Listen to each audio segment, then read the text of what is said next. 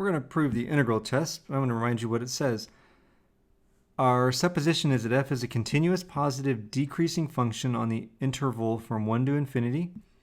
And we're saying that the series terms a sub n line up with the function values f of n.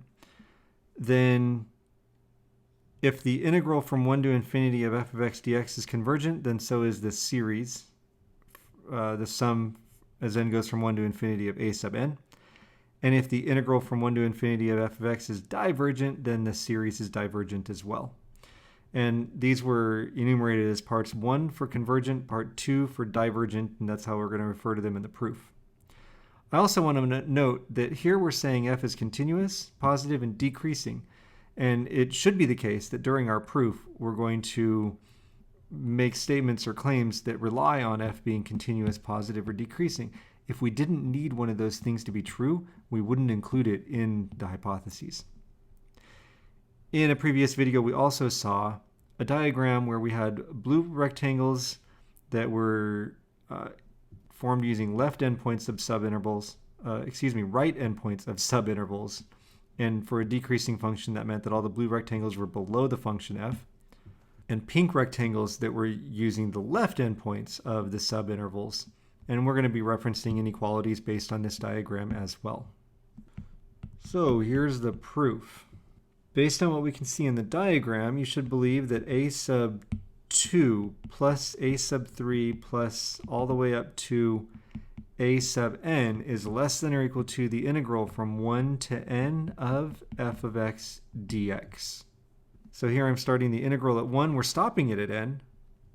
And so the first rectangle should be a sub 2. You can see it in the interval and the index in the diagram. Now we're referring to an integral, so that's kind of where we're assuming continuous for f. And then the blue rectangles are, they sum up to smaller than the integral because f is decreasing. Oh, and I should have noted, this is the proof for part 1, the converging one. If the integral from 1 to infinity of f of x dx is convergent, then the sum as I goes from 2 to n of a sub I is less than or equal to the integral from 1 to n of f of x dx, which is less than or equal to the integral from 1 to infinity of f of x dx. That is to say, if I stop the integral at a finite number, that's a smaller value than if I let the integral go all the way out to infinity. And the reason for that is that f is positive. So we can say that s sub n, the first term a sub 1, plus the sum as I goes from 2 to n of a sub I. So we've got the first term and then the second term through the nth term in the sigma notation. And that's less than or equal to a sub 1 plus the integral from 1 to infinity of f of x dx. All we've done is taken this blue inequality and added a sub 1 to both sides of it. Now, by assumption, the integral from 1 to infinity of f of x dx is convergent and therefore evaluates to a finite number. A sub 1 is a finite number, and so we can say that this equals to m for some m, just some finite number. But if we look at the string that we've just put together up here, we can see that we have s sub n, and then somewhere along the line is less than or equal to, again, somewhere along the line, the number m.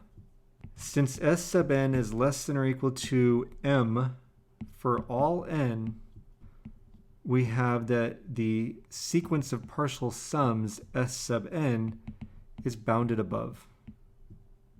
Now we have bounded. It would be really cool if we had something about monotonic, then we can use a theorem that we've seen before. If we consider s sub n plus 1, now that equals s sub n, the sum of the first n terms, plus the n plus first term, right? So s sub n plus 1 is equal to s sub n plus a sub n plus 1, right? Just add the next term.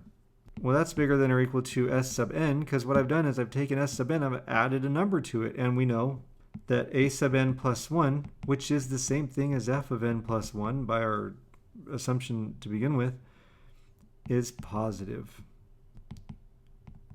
Hence, the sequence of partial sums s sub n is an increasing bounded sequence, and so is convergent by the monotonic sequence theorem. It follows that the series sigma a sub n is convergent. Now, I know that there was a lot of detail in there, and you could review this if you want. Go ahead and rewind it and make sure you follow all the details or follow it in the book. But here's the point.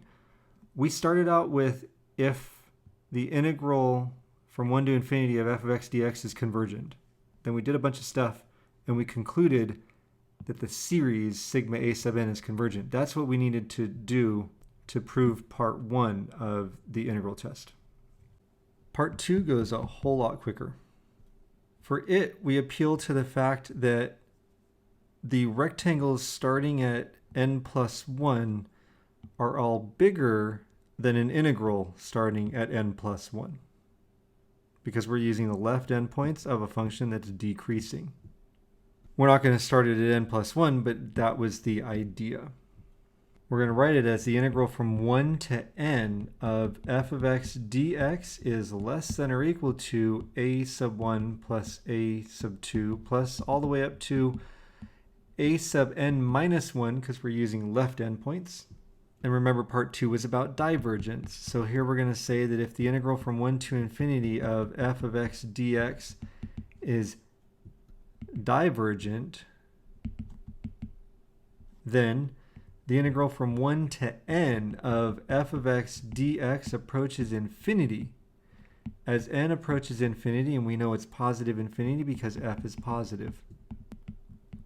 But the integral from 1 to n of f of x dx is less than or equal to, as we wrote above, the sum as I goes from 1 to n minus 1 of a sub I, which is equal to s sub n minus 1. So we have s sub n minus 1, which is bigger than an integral that's going to infinity as n goes to infinity. Therefore, s sub n minus 1 approaches infinity, which means that s sub n approaches infinity. And we can conclude that the sum of a sub n diverges. And this time we started with the statement that the integral is divergent, and then we concluded that the series was divergent.